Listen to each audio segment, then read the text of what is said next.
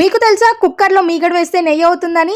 మనం ముందుగా కుక్కర్‌లో ఇట్లాగా మీగడని వేసుకోవాలి. నేను నెలన్నర నుంచి తీసిన మీగడని మొత్తం కూడా డీప్ ఫ్రిడ్జ్‌లో పెడితే ఇట్లా గడ్డలాగా అయింది. దీన్ని మొత్తం నేను ఒక కుక్కర్‌లోకి మార్చేసుకొని కొంచెం వాటర్ వేసి ఒక్కసారి కడిగితే సరిపోతుంది. కూలింగ్ వాటర్ వేసాము అంటే మనకి మీగడ సెపరేట్‌గా ఉంటుంది. వాటర్ ఈజీగా వచ్చేస్తాయన్నమాట. వాటర్ అంతా కూడా ఉంచేసుకొని కుక్కర్ మూతను పెట్టేసి ఒక టిష్యూ పేపర్‌ని పెట్టి విజిల్ పెట్టి 2 విజిల్స్ రానిస్తే సరిపోతుంది.